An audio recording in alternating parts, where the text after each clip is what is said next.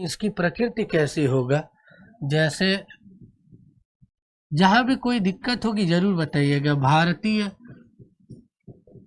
नीति शास्त्र का स्वरूप तो पहले तो हम ये समझेंगे कि भारतीय नीति शास्त्र का अर्थ क्या है। दूसरी विशेषता, भारतीय दर्शन से का प्रभाव देखेंगे। तीसरा होगा इसका नैतिक नीति शास्त्र का क्षेत्र। चौथा हम देखेंगे नीति शास्त्र की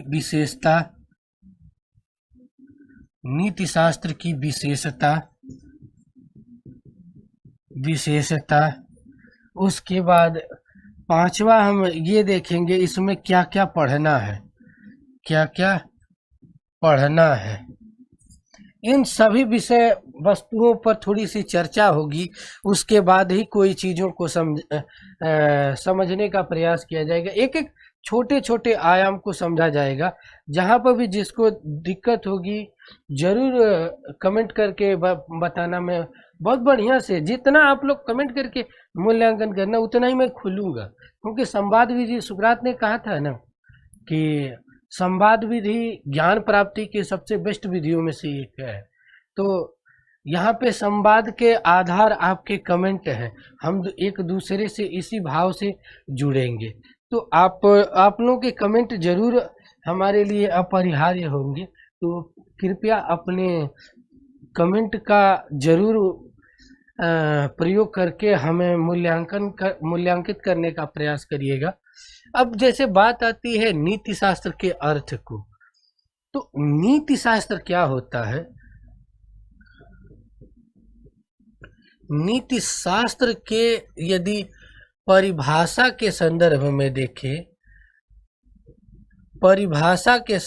में देखें तो एक तो इंडियन निकल कर आता है, इंडियन परिभाषा, और दूसरी निकल के आती है वेस्टर्न। वेस्टर्न में ये माना जाता है कि नीति शास्त्र ग्रीक भाषा के इथिका शब्द से हुआ है, जिसका अर्थ होता है रीति रिवाज या प्रचलन। ये वेस्टर्न फिलॉसफी का कंसेप्ट है। एक ऐसे नैतिक आयाम, एक ऐसा मनुष्य का दृष्टिकोण जहाँ से लोग अपने नैतिक आयाम के द्वारा अपने जीवन शैली को दूसरों को भी प्रभावित करते हों। जो अभिव्यक्ति की भावना होती है, समग्रता में संपूर्ण संसार के विषय वस्तुओं को एक सूत्र में धारित कर जोड़ने का कार्य करती है। इस प्रकार की जो भावनाएं हैं वह ग्रीक इथिक्स में, वेस्टर्न फिलॉसफी के संदर्भ में हम देखते हैं। जबकि भारतीय परिप्रेक्ष्य में देखा जाए तो भारतीय परिप्रेक्ष्य में जो नीति शास्त्र की परिभाषा, अर्थ का स्वरूप दिखाई पड़ता है। शेयर इसी तरीके से करते चलिए और सूक्ष्मता से देखिए एकदम लेवल का पढ़ाऊंगा, वादा कर रहा हूँ। अब देखिए इंडियन फिलॉसफी में दो चीजें हैं। एक होती है वैदिक परंपरा और दूसरी होती है श्रवण परंपरा। श्रवण परंपरा वो परंपरा होती है जो कर्म आधारित स्वरूप को ही अधिक महत्व देती है, कर्म पर ही आधारित समग्रता में हर विषय वस्तु का मूल्यांकन करने का कार्य करती है। यह वैदिक परंपरा में ईश्वर आत्मा परमात्मा जैसी सत्ता का खंडन करता है, वैदिक आयाम का खंडन करता है और कर्म आधारित लौकिक जगत की विषय वस्तुओं पर आधारित होकर संपूर्ण मानव जाति को एक सूत्र में जोड़ने का कार्य करता है। उस श्रृंखला में तीन नाम सर्वोपरि रूप से लिए जाते हैं, जो एक तो भौतिकवादी है, जबकि दूसरे दूसरे और तीसरे में नोट करते जरूर चलिएगा। दूसरे श्रवण परंपरा में दो परंपराएं दिखाई देती है। एक दिखाई देती है चार्वाक की, जो पूरी तरीके से भौतिकतावादी है। इसका अर्थ ही साधन है और काम ही साध्य है। इस आधार पर इसके नैतिक नीति शास्त्र को सुखवादी नीति शास्त्र कहते हैं, जो भौतिक सुखवादी माना जाता है। तो चार्वाक दर्शन की जो आइडियोलॉजी है नीति शास्त्र का, वो अर्थ और साधन पे आधारित होने के, अर्थ और काम पे आधारित होने के कारण इसे कहते हैं सुखवादी नीति शास्त्र। ये आयाम है। जबकि दूसरा देखें तो इसके अंतर्गत जैन और बौद्ध का स्वरूप आता है। तो उसके अंतर्गत हम अलग आयाम से पढ़ते हैं। नैतिक आयाम का स्वरूप क्या होता है, किस तरीके से एक दूसरे को प्रभावित करते हैं, क्या क्या चीजें हैं, इसके अंतर्गत हम पढ़ने का प्रयास करते हैं। तो भारतीय परिप्रेक्ष्य में देखा जाए तो जो नीति शास्त्र की डिफिनीशन है, भारतीय परिप्रेक्ष्य में नीति शास्त्र का डिफिनीशन देखा जाए तो दो आयाम में निकल कर आएगी। कि वैदिक परंपरा से देखा जाए तो नीति शास्त्र कहने का तात्पर्य है कि एक ऐसा आयाम जो धर्म के आधारित ईश्वरीय पारलौकिक दृष्टिकोण से लौकिक जगत की विषय वस्तुओं को जीवन निर्वाह कर समग्रता में एक सूत्र में जोड़ने की कला सिखाता हो। जबकि श्रवण परंपरा में देखा जाए तो इसके ठीक विपरीत दिखाई पड़ता है। यानी वैदिक परंपरा में देखा जाए, वैदिक परंपरा में तो पारलौकिक सत्ता से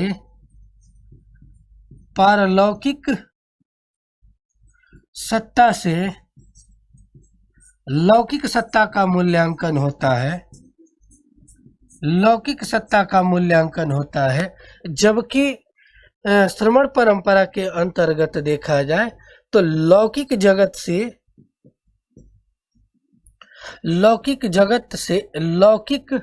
सत्ता से सभी नैतिक आयामों का मूल्यांकन होता है। नैतिक आयाम का मूल्यांकन होता है। ये नीति शास्त्र की परिभाषा के अंतर्गत दोनों स्वरूप दिखाई पड़ते हैं। आगे कुछ चीजें हैं जो हम देखने का प्रयास करेंगे कि भारतीय दर्शन का इस पे क्या प्रभाव पड़ा। तो आप देखते हैं कि पूरी भारतीय नीति शास्त्र कहीं न कहीं पूरी भारतीय नीति शास्त्र से ही निकल के आई है। और सारे सामग्री नीति भारतीय वैदिक परंपरा और श्रवण परंपरा से ही लिए गए हैं। उनका उदार दृष्टिकोण है, व्यवहारिक दृष्टिकोण जो परिप्रेक्ष्य कहता है, उसी को नीति शास्त्र के अंतर्गत अध्ययन किया जाता है। यानी भारतीय दर्शन के व्यवहारिक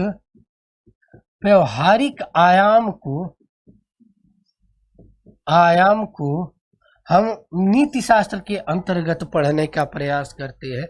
छोटी छोटी चीजें हैं जो सूक्ष्मता में थोड़ा सा अवलोकन करने के बाद निकल कर आती है। यानी कहने का अर्थ है कि भारतीय दर्शन का जो प्रभाव है नीति शास्त्र के ऊपर, वो व्यवहारिक आयाम से निकल कर आता है। और व्यवहारिक पहलुओं को लौकिक जगत की विषय वस्तुओं में, पारलौकिक जगत की विषय वस्तुओं को जो शास्त्रों में लिखा है, जो वेदों में लिखा है, उनको लौकिक जगत में अध्यारोपित करने के संदर्भ में ये कार्य करती है। तो ये दिखाई पड़ता है। नीति शास्त्र का क्षेत्र क्या होता है, तो नीति शास्त्र का क्षेत्र थोड़ा सा व्यापक हो जाता है, क्योंकि अब व्यवहारिक जगत की विषय वस्तुओं को समग्रता में देखकर हर परिस्थिति से जीवन निर्वहन करने की एक कला सिखाती है। तो इसीलिए कहते हैं कि नीति शास्त्र क्या है, एक कला है जो जीवन जीने की भाव सिखाता है। तो कुछ लोग कहते हैं कि नीति शास्त्र का है व्यवहारिक जीवन शैली की एक आयाम है। तो कुछ लोग कहते हैं कि नीति शास्त्र एक आदर्श विज्ञान है। जो हमें एक ऐसा मापदंड देता है, एक ऐसा दर्पण देता है, एक ऐसी कहते हैं संवैधानिक चार्ट देता है आदर्शता का, जिस नियमों में हम अपने आप को ढालकर उसके अनुरूप कार्य करने की तरफ अग्रसर होते हैं। यही भाव है मूल रूप से नीति शास्त्र का। तो यहाँ पे इसका क्षेत्र थोड़ा सा व्यापक हो जाता है इस दृष्टिकोण से। तो व्यवहारिकता के आयाम से देखें तो नीति शास्त्र का क्षेत्र बहुत व्यापक हो जाता है। अब थोड़ी सी हम नीति शास्त्र की विशेषता पढ़ते चले तो नीति शास्त्र की कुछ मौलिक विशेषताएं भी देखने को हमें मिलती है। वो मौलिक विशेषताएं क्या क्या है, तो 5-6 इसकी विशेषताएं हैं, हम देखते चले और नोट करते चले, बहुत बढ़िया से समझ में आ जाएगा। पहली जो विशेषता है यह ईश्वर में आस्था, ईश्वर में आस्था। दूसरी विशेषता के अंतर देखें तो कर्मवाद की प्रधानता दिखाई पड़ती है। कर्मवाद की प्रधानता दिखाई देती है नीति शास्त्र के अंतर्गत भारतीय नीति शास्त्र में। तीसरी आयाम यदि देखा जाए तो इसमें मोक्ष प्राप्ति के साधन के रूप में भी दिखाई पड़ती है। चौथी विशेषता दिखती है कि एक आदर्श स्वरूप को स्थापित करती है। आदर्श स्वरूप को स्थापित करती है जिसके अनुरूप सारे आयाम मापदंड को हम करके और अपने भाव को उजागर करने का प्रयास करते हैं, और कुछ नहीं होता है। जो पांचवी इसकी जो सबसे अच्छी विशेषता है, यह पूरी तरीके से व्यवहारिकता को आधार बनाकर सभी आयाम का मूल्यांकन करने का प्रयास करती है। सभी आयाम का मूल्यांकन करती है। ये भाव है भारतीय नीति शास्त्र के। इसी भाव से सारी चीजों को देखने का भी प्रयास किया जाता है और ये ही चीजें दिखती है। ईश्वरवाद की आस्था, एक चीज यहाँ पे थोड़ी सी चीजें दिख जाएगी। ये वैदिक परंपरा में ईश्वरवाद की आस्था तो दिखाई पड़ती है, लेकिन थोड़ा सा अलगाव हो जाता है श्रमण परंपरा में। श्रमण परंपरा में क्या अलगाव हो जाता है कि यह ईश्वर में आस्था न रखकर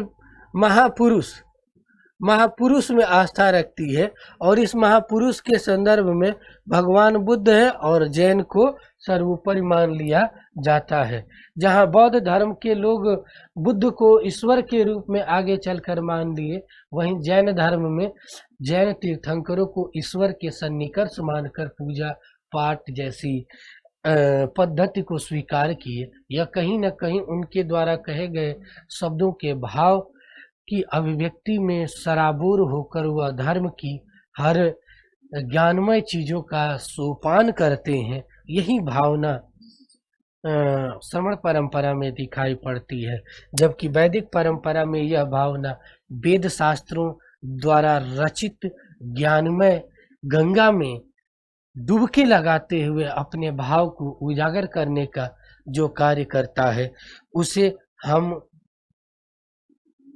वैदिक नीति शास्त्र के रूप में स्वीकार करते हैं। आप देखेंगे कि यहाँ पे दोनों विशेषताएं समग्रता में दिखाई पड़ती है। हम छोटी छोटी चीजों को समझते हुए आगे चलेंगे। अब इसके अंतर्गत हमें क्या क्या पढ़ना है, तो ये देख लें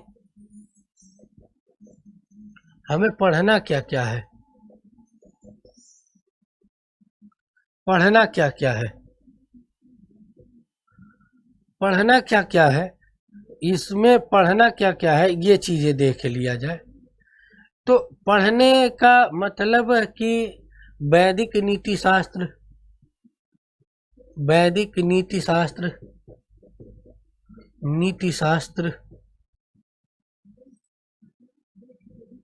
दूसरा गीता का, श्रीमद् भगवत गीता का दर्श का नीति शास्त्र।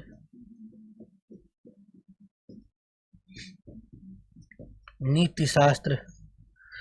तीसरा जो है वह है चारवाक, जैन, बौद्ध। सबका अलग अलग पढ़ना है, सबका अलग अलग पढ़ना है। वैदिक परम, यहाँ पे इसको कहते हैं जेसीबी परंपरा की नीति शास्त्र। अनेक व्यवहारिकता के साथ इसकी सूक्ष्मता में पढ़ने का प्रयास किया जाएगा। उसके बाद आधुनिक परिदृश्य के कुछ दार्शनिक हैं, विचारक हैं, उनको भी पढ़ना है। गांधी, महात्मा गांधी। आज 2 अक्टूबर है, बहुत अच्छा दिन है कि गांधी की जन्म जयंती भी है। और हम थोड़ी सी चर्चा इस पे जरूर आगे चल के करेंगे कि आखिर गांधी को इतना भारत में क्यों महत्व दिया गया, आखिर गांधी ने क्या ऐसा किया था कि आज संपूर्ण भारत ही नहीं, संपूर्ण विश्व के सामने एक मिरर के रूप में दिखाई पड़ते हैं, जिसको स्वीकार करना, उनके कहे गए आचरण को स्वीकार करना, उसके अनुरूप जीवन निर्वहन करना आज भी संपूर्ण भारत को, संपूर्ण विश्व को निशस्त्रीकरण के तरफ अग्रसर करती है और एक ऐसा दृष्टिकोण प्रदान करती है जहां से संपूर्ण समाज को एक सूत्र में जोड़ा जा सके। ये चीजें हैं गांधी का नीति शास्त्र।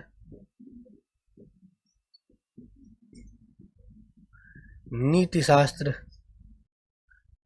पांचवा है वो है अंबेडकर। अंबेडकर का नीति शास्त्र। अंबेडकर का नीति शास्त्र।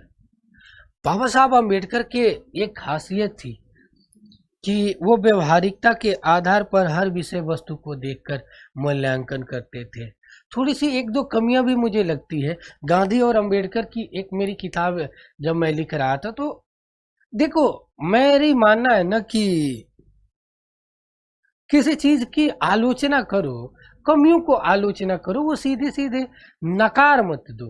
जैसे बाबा साहब की कुछ चीजें हैं कि वो पूरी तरीके से गीता, श्रीमद् भगवत गीता, इन चीजों का वो पूरी तरीके से खंडन करके नव्य बौद्धवाद को स्वीकार करते हैं। आप स्वीकार करें कोई चीजों को, लेकिन उस तरीके से एक ही मान ही के न चले कि वो पूरी तरीके से बेकार है। कहने का तात्पर्य है कि एक ऐसे तरीके से यदि सही है, वो लाजमी है। उस हर ग्रंथ में, कोई भी दुनिया का कोई भी धर्म का ग्रंथ हो, बहुत अच्छी चीजें हैं तो उसे स्वीकार करना चाहिए। यह नहीं कि केवल एक आयाम से देखकर खंडन कर देना चाहिए। ये चीजें कुछ न कुछ मुझे दिखाई पड़ी। अंबेडकर का नीति शास्त्र, यह पूरी वैदिक नीति शास्त्र का स्वरूप है, यही हमें पढ़ना है। इतना ही पढ़ना है नीति शास्त्र के अंतर्गत। ठीक है, अब हम थोड़ी सी इस विषय वस्तु पर और इस विषय वस्तु पर थोड़ी सी चर्चा करेंगे और इसके कुछ क्वेश्चन करने का प्रयास करेंगे। तो पहले तो भारतीय नीति शास्त्र की विशेषता क्या है, इन विषय वस्तुओं पर थोड़ी सी चर्चा करके समझने का प्रयास करेंगे। एक अच्छी चीज ये है कि एग्जाम पोस्टपोन्ड हो जाने से एक चीज हुआ कि थोड़ा सा और समग्रता में पढ़ने का समय मिल गया।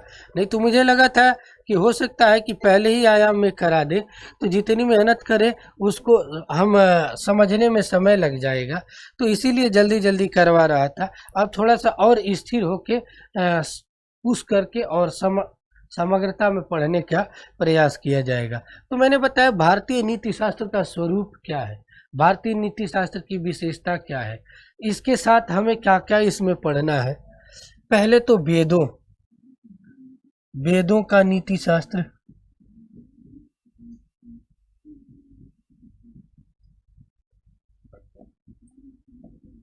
दूसरा उपनिषद। उपनिषदों में वर्णित नीति शास्त्र। जो तीसरा होता है पुराण एवं महाकाव्य। महाकाव्य का नीति शास्त्र। चौथा होता है अन्य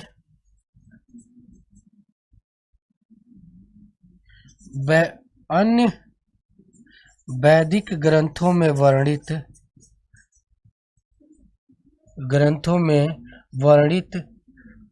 नीति शास्त्र का स्वरूप। इसके अंतर देखें तो आप सभी जानते हैं कि वेद 4 होते हैं, ऋग्वेद, यजुर्वेद, अथर्ववेद, सामवेद।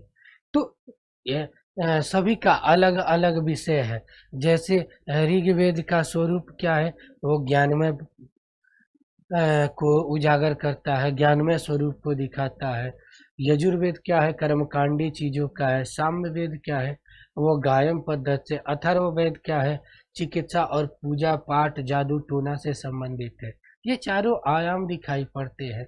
इनसे जो निकल कर आता है वो पारलौकिक सत्ता से लौकिक, थोड़ा सा इस लेवल का तब चीजें समझ में आता है ना, जब घर से आप थोड़ा बेसिक चीजें पढ़ के आएंगे। पारलौकिक सत्ता, लौकिक सत्ता की विषय वस्तु है, तब समझ में थोड़ी आएगी। जब आप सर्वव्यापक रूप से हर चीज का मंथन करके, सारे चीजों का देख कर मंथन करेंगे, तब ये चीजें निकल कर आएगी। यानी कहने का मतलब कि लौकिक आधार पर हर विषय वस्तुओं को मूल्यांकन कर देखने का प्रयास करना और उसी के अनुरूप यह मान कर चलना कि सब कुछ ईश्वरीय भाव से जुड़ा है। वर्णाश्रम व्यवस्था की जो स्वरूप है, पुरुषार्थ क्या है, इसके साथ आश्रम व्यवस्था क्या है, चारों आश्रम व्यवस्था, इन सब के आयाम को समझना। इसके अंतर्गत तीनों ऋणों के स्वरूप को समझना कि इन ऋणों में किन किन चीजों की बात की जाइए।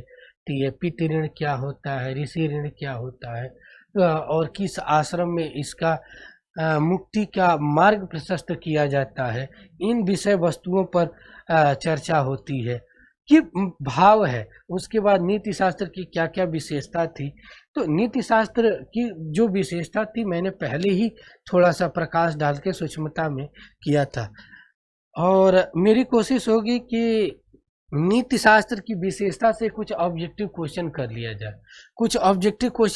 जाए, उसके बाद ये समझने में थोड़ी सी आसानी हो जाएगी।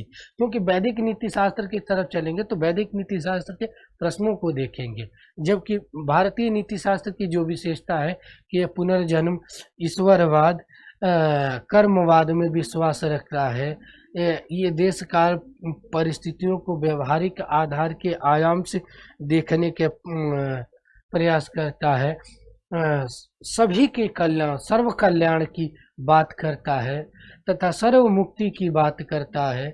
वहीं बुद्ध समण परंपरा में देखते हैं तो बुद्धम शरणम गच्छामि, मतलब जो भाव है जैन दर्शन में त्रिरत्न के सत्य और अहिंसा के स्वरूप पे, इन विषय वस्तुओं की एक अलग विशेषता रही है। उन विशेषताओं में देखेंगे कि क्या चीजें हैं।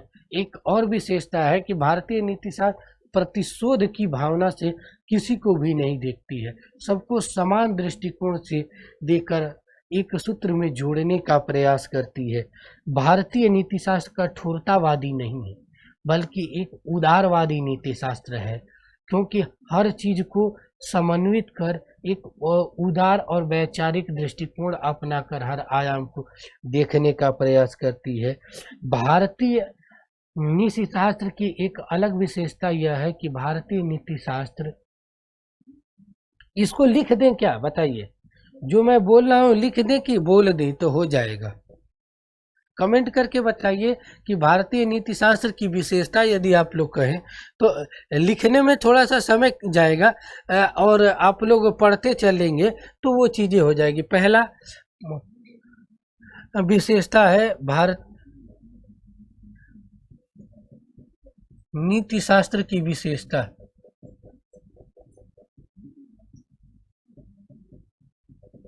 नीति शास्त्र की विशेषता में यदि हम देखें तो पहला कर्मवाद में आस्था, उदारवादी दृष्टिकोण, वादी दृष्टिकोण,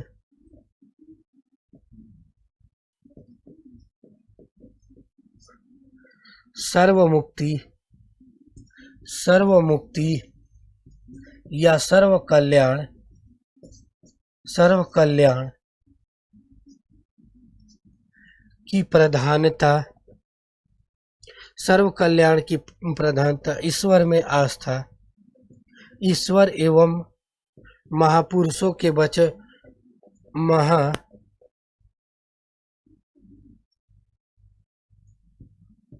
महापुरुषों के वचनों में आस्था, ईश्वर एवं महापुरुषों के वचनों में आस्था, एक समन्वयवादी दृष्टिकोण, एक समन्वयवादी दृष्टिकोण की विशेषता, समन्वयवादी दृष्टिकोण की आस्था। ये सारी विशेषताएं हैं। कमेंट करके बताते चलना कि नोट का ये सही है या बोल देना ही सही रहेगा। आश्रम व्यवस्था,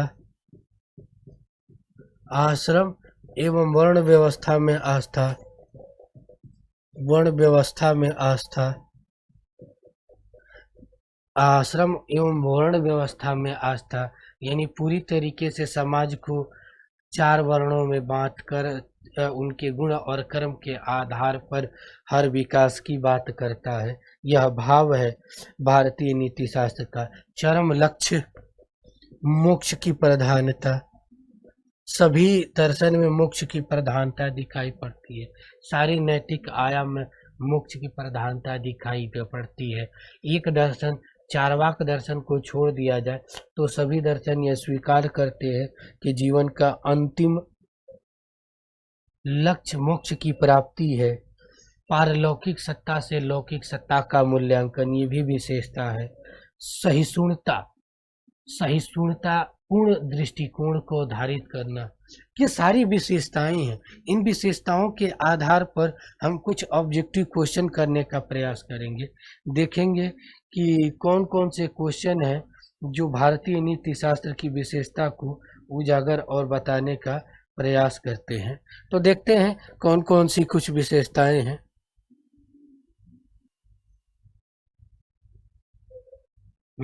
ये भारतीय नीति शास्त्र की कुछ विशेषताएं हैं। आप लोग करिए, पढ़िए और इसका आंसर बताइए कि इसकी क्या क्या विशेषता है। फिर हम आगे की तरफ बढ़ेंगे।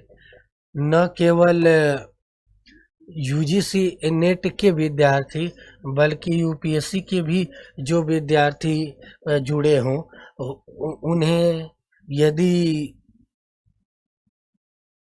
यूपीएससी के सिलेबस में भी है तो वो भी इस चीज़ों को सूक्ष्मता में समझ सकते हैं, कर सकते हैं। तो देखने का प्रयास करें। एमपीपीसीएस में ऑब्जेक्टिव टाइप का क्वेश्चन आता है। फिर राजस्थान पीसीएस में भी नैतिक आयाम से कुछ आते हैं, तो वहाँ पे ये चीज़ें कार्य करेगी। बताइए भारतीय नीति शास्त्र की विशेषता क्या है? भारतीय नीति शास्त्र की विशेषता क्या है? एक चीज और है कि सेशन को शेयर करते चलें, आप लोग सेशन को शेयर करते चलें और लाइक करते चलें और आंसर जरूर दे कि आखिर भारतीय नीति शास्त्र की क्या विशेषता है। पहला ये है कि देश काल के अनुसार चिंतन परंपरा में परिवर्तित होता रहा। दूसरा है चिंतन परंपरा में आदि से अंत तक अस्थायित्व बना हुआ है।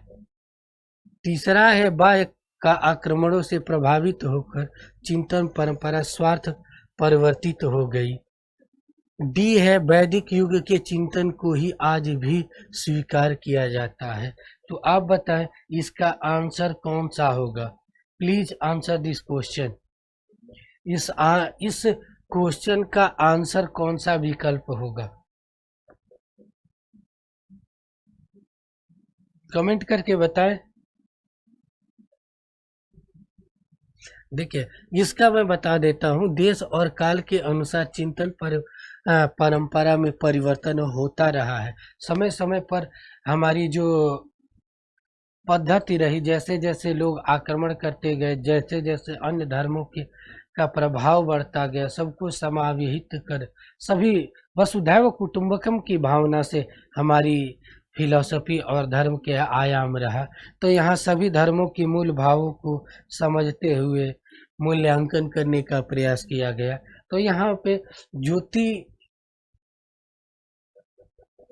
इसका आंसर बी नहीं होगा, इसका आंसर ए होगा, इसका आंसर ए होगा। दोस्त आप थोड़ी सी अच्छे से एक बार भारतीय नीति शास्त्र की चीज़ों को पढ़िए। मैंने थोड़ा स्टार्टिंग में अभी समझाया भी था कि क्यों यह चिंतन परंपरा रही है और किस तरीके से एक दूसरे से जुड़ी हुई है। दूसरा है भारतीय नीति शास्त्र की विशेषता नहीं है। ये तो सिंपल क्वेश्चन है लेकिन एक भाव को जरूर बताता है। इसका आंसर आप लोग दे कि भारतीय नीति शास्त्र की विशेषता नहीं है। भारतीय नीति शास्त्र की विशेषता नहीं है। सादृश्यता, सहिष्णुता, स्वार्थपरता, सद्भावना। तो इसका आंसर कौन सा होगा? ये तो बहुत सिंपल क्वेश्चन है, इसका आंसर दो फटाफट, ये हो जाएगा। मुझे लगता है कि इसमें किसी को समस्या नहीं आएगी। Please answer this question. इसका आंसर होगा कि स्वार्थपरकता नहीं है, बस कि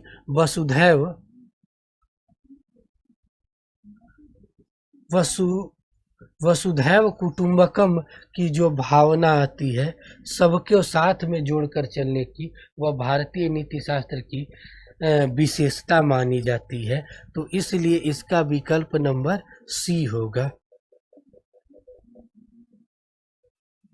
विकल्प नंबर सी होगा। अब आता है भारतीय नीति शास्त्र का आधार तत्व क्या है? भारतीय नीति शास्त्र का आधार तत्व क्या है? बहुत ही अच्छा, इसका आंसर बताओ फटाफट। भारतीय नीति शास्त्र का आधार तत्व क्या है?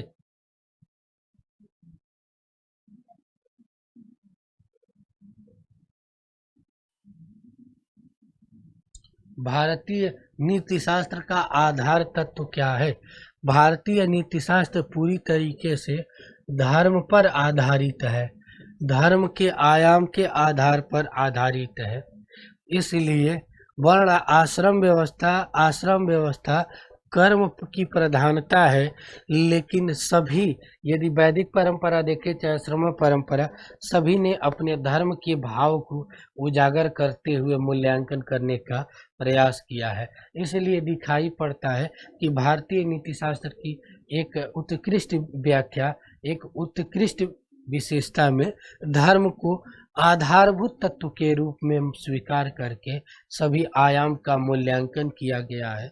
धर्म के ही आयाम में वर्णाश्रम व्यवस्था है, आश्रम व्यवस्था है, कर्म है, कर्म को ही सर्वोपरि धर्म माना गया है, इस आयाम से देखा गया है।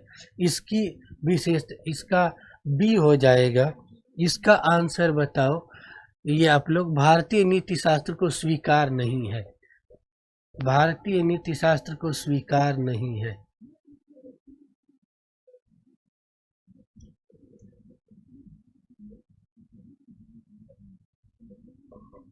भारतीय नीति शास्त्र को स्वीकार नहीं है। ये तो सिंपल क्वेश्चन है, इसका तो आंसर आ जाएगा, फटाफट दो। इसका आंसर क्या होगा? बहुत ही सिंपल क्वेश्चन है, इसका आंसर मुझे लगता है कि तीनों लोग दे सकते हैं।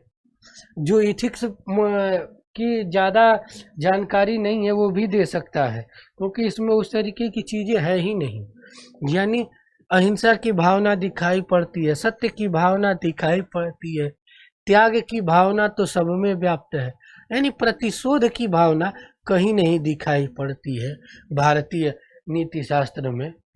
तो इसलिए इसका आंसर हो जाएगा डी। नेक्स्ट है भारतीय नीति शास्त्र की प्रवृत्ति है। भारतीय नीति शास्त्र की प्रवृत्ति है, बताओ इसका आंसर क्या होगा? भारतीय नीति शास्त्र की प्रवृत्ति है कठोरतावादी नहीं, परार्थवादी नहीं, स्वार्थवादी नहीं, क्या है, समन्वयवादी। सभी धर्मों की भाव को अपने अंतर समाविहित कर हर आयाम को मूल्यांकन करने का प्रयास करती है। भारतीय नीति शास्त्र की सबसे बड़ी विशेषता है कि यह सबको समन्वयवादी दृष्टिकोण से देखकर स्वीकार करती है और उसी के अनुरूप मूल्यांकन करने का प्रयास करती है। यहाँ पे धर्म के सभी आयाम को बहुत ही अच्छा, बहुत ही अच्छा। अब नेक्स्ट क्वेश्चन है, भारतीय नीति शास्त्र की प्रवृत्ति नहीं है। भारतीय नीति शास्त्र की प्रवृत्ति नहीं है, इसका आंसर आप लोग कमेंट करके बताएं, इसका कौन सा आंसर होगा। क्वेश्चन नंबर 6 का आंसर बताएं आप लोग। शेयर करते चलें और लाइक जरूर करें, थोड़ा सा इससे मोटिवेशन हम लोगों को मिलता है। और चैनल को सब्सक्राइब जरूर करें जिससे सभी लोगों तक नोटिफिकेशन मिलती रहे कि क्लास कब से चलती है, क्या शेड्यूल है। एक सही तरीके से पूरी की पूरी सूचना आप लोगों को मिलती रहे। भारतीय नीति शास्त्र की प्रवृत्ति नहीं है। भारतीय नीति शास्त्र की प्रवृत्ति नहीं है। किस आधार पे धार्मिकतावादी, पूरी तरीके से धार्मिकतावादी है। भारतीय नीति शास्त्र की विशेषता नहीं है, नहीं कह रहा है कि प्रवृत्ति नहीं है। सही आंसर दो, यानी प्रवृत्ति समन्वयवादी है, धार्मिकतावादी है, व्यवहारवादी है, यानी एकाकी नहीं है, यानी इसका आंसर सी होगा। जो तुम बार बार गलती मत किया करो, ठीक है। इसमें छोटी छोटी चीजें यदि प्रैक्टिकल भाव से भी थोड़ा सा समझ के देखोगे तो इसका आंसर आराम से मिल जाएगा, क्योंकि इसमें जो छोटी छोटी चीजें हैं उनको मैं सम्मिलित किया हूँ। यानी नेक्स्ट क्वेश्चन है, भारतीय नीति शास्त्र समन्वय स्थापित करता है। किसके बीच समन्वय स्थापित करता है? जैसे ही मैं नीति शास्त्र शुरू किया था उसमें यह बताया था। छठे का सी। सातवें का आंसर बताओ, सातवें का आंसर बताओ। भारतीय नीति शास्त्र समन्वय स्थापित करता है इहलौकिक और पारलौकिक में, मनुष्य और समाज में, साधना और संन्यास में, ब्रह्म और परमात्मा में।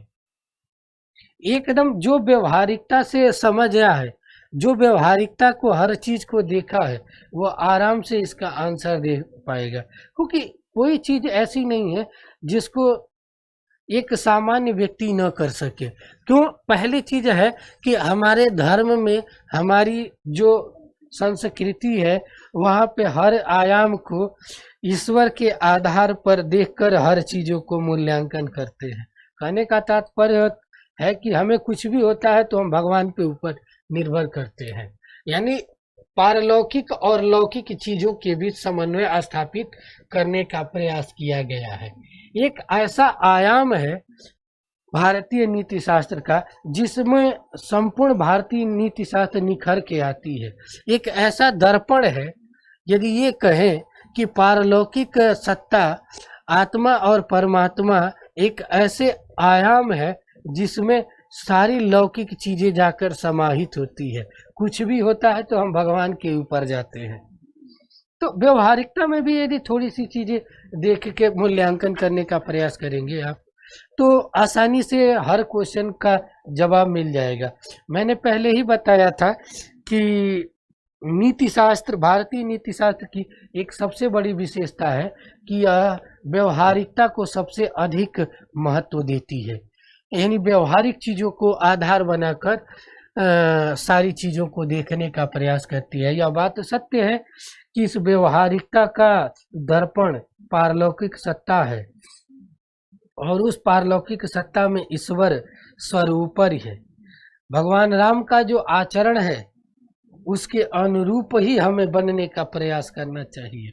यह भारतीय नीति शास्त्र यानी वैदिक परंपरा की भावना है। कृष्ण की परंपरा जो भी भावनाएं हैं उसको देखने का प्रयास करना चाहिए। यानी ये लौकिक और पारलौकिक विषय वस्तुओं में समन्वय स्थापित करता है। इसलिए इसका आंसर होगा 7 का ए। नेक्स्ट क्वेश्चन है, भारतीय नीति शास्त्र समन्वय स्थापित नहीं करता है। अब तक था कि समन्वय करता है, अब इसमें किसके किसके बीच समन्वय नहीं करता है? आंसर बताओ आप। जीव और ब्रह्म में, आत्मा और परमात्मा में, गृहस्थ और सन्यास में, समाज और राज्य में। सिंपल क्वेश्चन है। थोड़ा सा जो व्यक्ति धार्मिक प्रवृत्ति का होगा वह इस भाव को आराम से समझ लेगा कि ये भावनाएं तो हमारी कूट कूट के भरी हुई है नीति शास्त्र में। बची चौथी विशेषता जो डी है वो नहीं दिखाई पड़ती है। यह बात सही है कि ये तीनों आयाम समाज को एक सूत्र में जोड़ने का कार्य करते हैं, लेकिन यह कहीं है नहीं है कि समाज और राज्य में जोड़ने का कार्य करती है, बल्कि हमेशा वह इन धार्मिक आयामों को देखने का प्रयास करती है। इसलिए इसका आंसर होगा 8 का डी। अब ये है, भारतीय नीति शास्त्र को मान्य है, इसकी विशेषता क्या है, इसके आयाम क्या क्या है। अब भारतीय नीति शास्त्र को मान्य क्या है? नैतिक एवं सामाजिक व्यवस्था कर्म पर आधारित है। नैतिक एवं सामाजिक व्यवस्था धर्म पर आधारित है। नैतिक एवं सामाजिक व्यवस्था ब्राह्मणों द्वारा संचालित होती है। नैतिक एवं सामाजिक व्यवस्था प्रकृति पर संचालित होती है। तो इसका आंसर बताएं। थोड़े से तार्किक दृष्टिकोण जो लगाएगा एकदम आराम से इसका आंसर निकल के आ जाएगा, क्योंकि इसमें कोई टफ चीज है ही नहीं। बस तार्किकता के आधार पर इसे देखने का प्रयास करना है। क्वेश्चन नंबर 9 का आंसर बताएं आप लोग। यानी देखिए, मैंने पहले ही बताया कि नीति शास्त्र भारतीय नीति शास्त्र पूरी तरीके से धर्म पर आधारित है।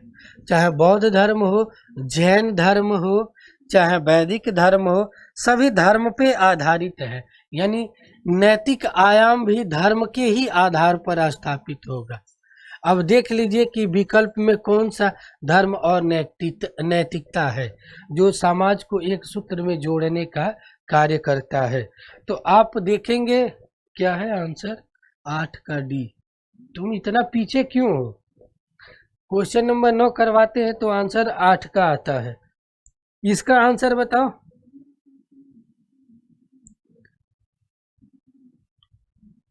भारतीय नीति शास्त्र को जो मान्य है वह है नैतिक एवं सामाजिक व्यवस्था धर्म के आधार पर आधारित है। यानी विकल्प नंबर बी सही है। विकल्प नंबर बी सही है। नेक्स्ट है, धार्मिक प्रवृत्ति से मनुष्य अग्रसर होता है। किधर अग्रसर होता है? धार्मिक प्रवृत्ति से मनुष्य अग्रसर होता है। आंसर सभी लोग दें, जो भी है आंसर दे। सिंपल है, लेकिन हाँ थोड़ी सी तार्किक दृष्टिकोण लगाने की आवश्यकता है। अब ऐसे तो क्वेश्चन मैं नहीं दे सकता हूँ, और मेरी कोशिश है, और कोशिश क्या है, यथार्थता है कि ये सारे क्वेश्चन 2005 से लेकर 2020 तक इथिक्स में के पोर्शन में यूजीसी नेट के पूछे गए प्रश्नों का संकलन है। आप यूजीसी नेट के पेपर डाउनलोड करके एक बार मिला कर देखिएगा, वहाँ पे कहीं ना कहीं किसी न किसी सन में ये मिल जाएगा। यह भाव अलग है कि यहाँ पे ये नहीं दिया गया है कि 2013 में है कि 2014 में है। एक समरूपता देखे, समरूपता के संभाव से दिखाई देता है। धार्मिक प्रवृत्ति से मनुष्य अग्रसर होता है सामूहिक कल्याण की ओर, व्यक्ति कल्याण की ओर, अधिकतम व्यक्तियों के अधिकतम सुख कल्याण की ओर, पारिवारिक कल्याण की ओर। इसे हम वेस्टर्न फिलॉसफी में पढ़ना है, इसे हमें वेस्टर्न फिलॉसफी के अंतर्गत पढ़ना है सुखवादी दृष्टिकोण में। तो जब वेस्टर्न फिलॉसफी पढ़ाएंगे तो कम से कम 6-7 लेक्चर तो लग जाएगा वेस्टर्न फिलॉसफी को समझने में, क्योंकि उसका आयाम थोड़ा सा बड़ा हो जाता है। भारतीय नीति शास्त्र तो वैसे भी जिन्हें भारत 9 का भी, अरे इतना लेट क्यों? 10 मैं 10 करवा रहा हूँ तो तू 9 का आंसर, अब 10 का आंसर बताओ। सामूहिक कल्याण की और व्यक्तिगत कल्याण की अधिकतम व्यक्ति। तो धार्मिक प्रवृत्ति मनुष्य को हमेशा सामूहिक कल्याण की तरफ लेके जाती है। यह बात सत्य है कि कुछ लोग तथाकथित शिक्षित बनने वाले लोग होते हैं जो धर्म के आड़ में अपनी निकृष्ट मानसिकता को अध्यारोपित करते हैं लोगों में, तो उस चीज़ों को नहीं हम समझने का प्रयास करेंगे। यहाँ पे तो ये मान कर चला जाता है कि नीति शास्त्र एक आदर्शपूर्ण शास्त्र है जो हमें वो सारे आयाम बताता है, समझाता है जो भारतीय नीति शास्त्र के नैतिक आयाम है।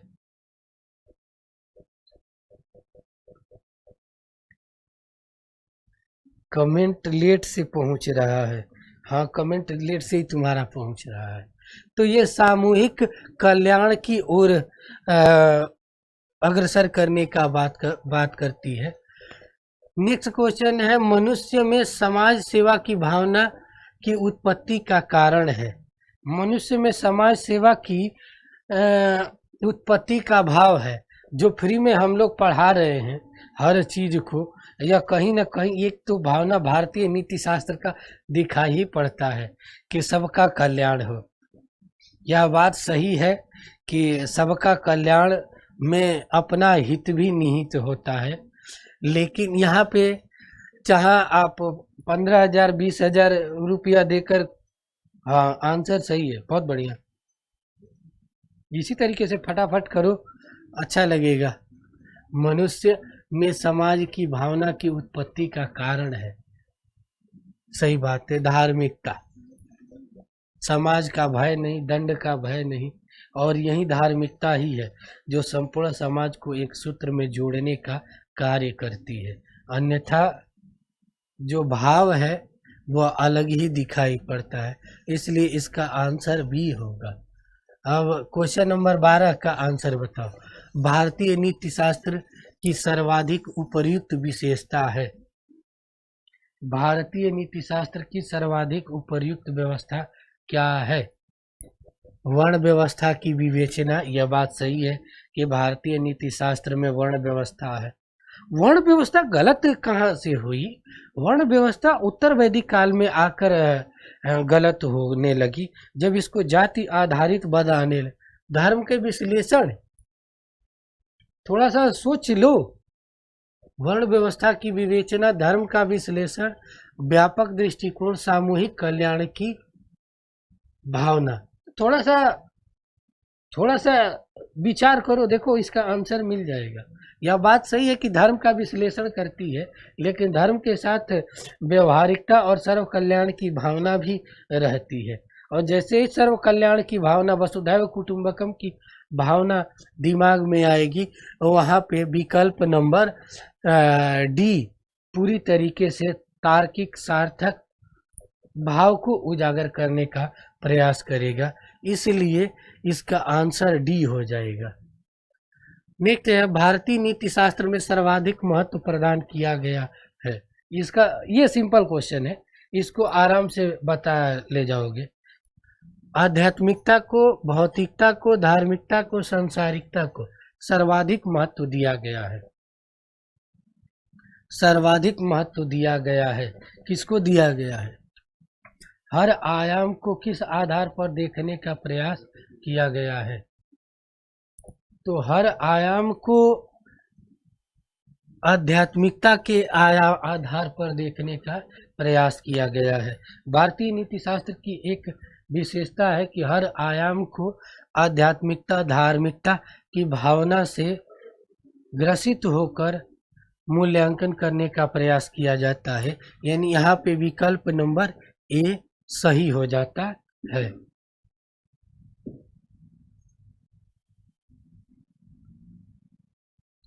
नेक्स्ट है भारतीय नीति शास्त्र के अनुसार चरम लक्ष्य क्या है, यानी भारतीय नीति शास्त्र का वास्तविक लक्ष्य क्या है। भारतीय नीति शास्त्र का वास्तविक लक्ष्य क्या है, तो भारतीय नीति शास्त्र का चरम लक्ष्य मोक्ष को प्रदान करना, प्राप्त करना, मोक्ष को प्राप्त करना है। इसका विकल्प बी हो जाएगा। उसके बाद 15 भारतीय नीति शास्त्र का दृष्टिकोण है यथार्थवादी, यथार्थवादी, यदृच्छावादी, सुधारवादी, अस्तित्ववादी। भारतीय नीति शास्त्र का दृष्टिकोण कैसा दिखाई पड़ता है, बताएं आप। एक ही व्यक्ति आंसर न दे, आप लोग भी देते रहें, जिससे सभी का आयाम और सभी का भाव पता चलता है कि आखिर क्या है। भारतीय नीति शास्त्र का दृष्टिकोण क्या है, फटाफट कमेंट करके बताएं। 15 का क्या होगा, 15 का आंसर सी होगा, यानी भारतीय नीति शास्त्र का जो दृष्टिकोण है वह सुधारवादी दृष्टिकोण को अपनाता है। नेक्स्ट है भारतीय नीति शास्त्र की उत्पत्ति किससे हुई है, कि उत्पत्ति हुई है दुख की निवृत्ति में, सुख की खोज के रूप में, पलायनवादी प्रवृत्ति के रूप में, उपभोगवादी विचार के रूप में। तो यहाँ पे बहुत ही सिंपल है, 16 का नहीं, सुख की खोज ये वेस्टर्न फिलॉसफी का स्वरूप है। वेस्टर्न फिलॉसफी का अंतिम ध्येय सुखवादी है। लगता है डिलीट हो गया, तो उसका आंसर हो जाएगा सी का 16 का ये होगा। 17 का देखे भारतीय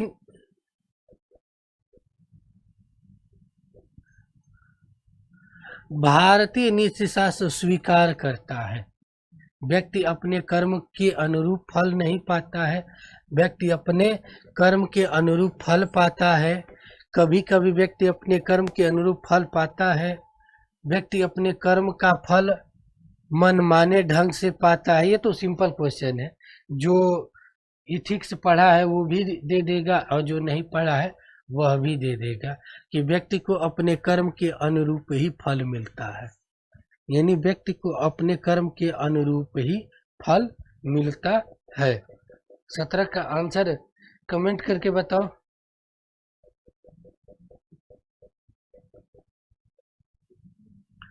नेक्स्ट है भारतीय नीति शास्त्र में त्रिवर्ग में के अंतर्गत किनको किनको सम्मिलित किया गया है, किसे सम्मिलित किया गया है।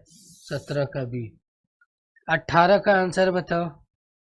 त्रिवर्ग, पहले तो ये समझें ये पुरुषार्थ की चीजें हैं। पुरुषार्थ 2 प्रकार के होते हैं, भौतिक, आध्यात्मिक।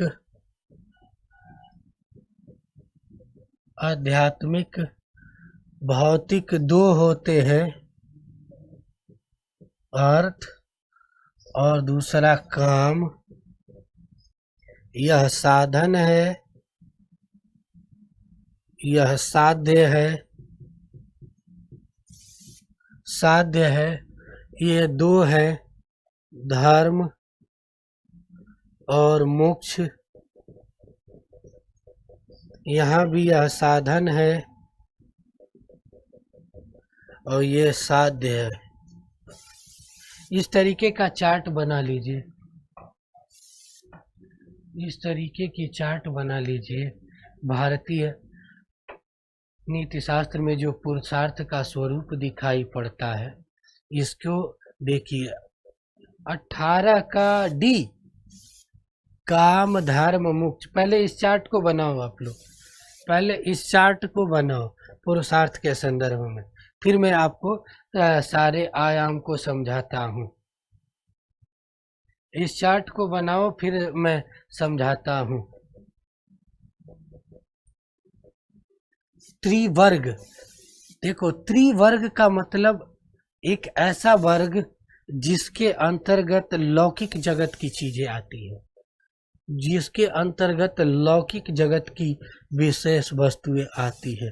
तो त्रिवर्ग के अंतर्गत किन किन में लौकिक जगत की विषय वस्तुएं आएंगी? लौकिक जगत की वस्तुएं किस में आएगी? तो इन तीनों में आएंगी, और इसी को त्रिवर्ग कहा गया है। त्रिवर्ग कहा गया है, और कुछ नहीं है।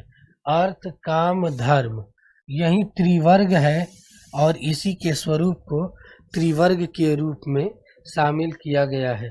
पढ़ के आया करो, तुम एक नहीं पढ़ रहे हो। पढ़ोगे नहीं यार तो क्वेश्चन नहीं बन पाएगा। पहले वाली चीजें नहीं रह गई, अब बहुत टफ हो गया है। ठीक है, हाँ अब सही है। 18 का अब आंसर सही है। इसका आंसर होगा धर्म, अर्थ और काम। बहुत ही अच्छा। अब ये चीजें समझ में आई, ये चीजें समझ में आई।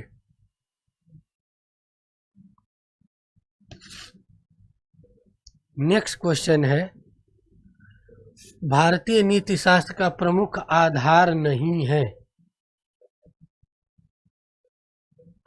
भारतीय नीति शास्त्र का प्रमुख आधार नहीं है। वेद, काम, स्मृति, सदाचार। इसका आंसर बताओ। 5 मिनट। इसका आंसर क्या होगा? तो इसका आंसर काम होगा, बी। लास्ट क्वेश्चन है, निरपेक्ष वस्तु की प्राप्ति होती है। निरपेक्ष वस्तु की प्राप्ति होती है। बताओ, निरपेक्ष वस्तु की प्राप्ति किससे होती है? निरपेक्ष वस्तु की प्राप्ति किससे होती है? धर्म से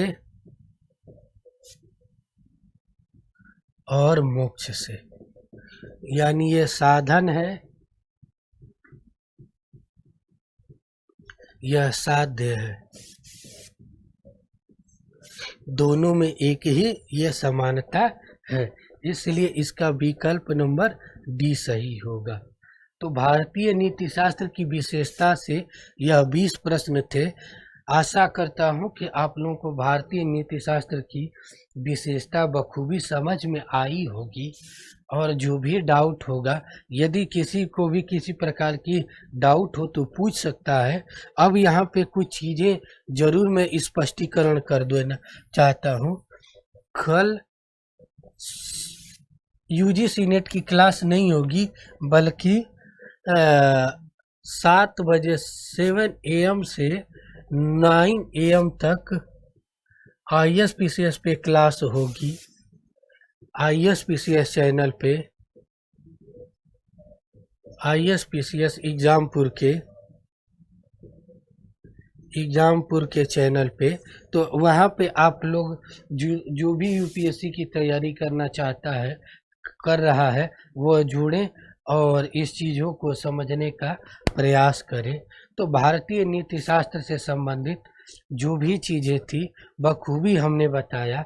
कल इसके अंतर्गत अन्य आयाम को भी पढ़ने और समझने का प्रयास किया जाएगा, और सारी चीज़ें यह देखने का प्रयास किया जाएगा कि क्या क्या वो आयाम है जिसके अंतर्गत हम इन चीज़ों को समझते हैं। एक चीज़ और है, इसके अंतर्गत हमें कुछ चीज़ें जो हम लोग पढ़ रहे थे उसको हम लोग थोड़ा सा देखने का प्रयास करेंगे कि वो आखिर क्या थी भारतीय नीति शास्त्र में। यहाँ पर तो दूसरी तरफ देखते हैं, वेदों का नीति शास्त्र। वेदों का नीति शास्त्र पूरी तरीके से वर्णाश्रम व्यवस्था, आश्रम व्यवस्था से संबंधित था। आश्रम व्यवस्था के परिप्रेक्ष्य में आश्रम व्यवस्था कितनी, आश्रमों की संख्या भारतीय नीति शास्त्र में कितनी है? कमेंट करके आप लोग बताएं, भारतीय नीति शास्त्र में आश्रम व्यवस्था कितनी प्रकार की है? 4 प्रकार के आश्रम हैं, इनकी विशेषता दिखाई पड़ती है। तो कल हम लोग करें, अब मंडे को मंडे को क्लास होगी इसकी सुबह 6 बजे। फिर 6 बजे हम मंडे को मिलेंगे और इसके अंतर्गत इन विषय वस्तुओं को चर्चा किया जाएगा, प्लस भगवत गीता, श्रीमद् भगवत गीता,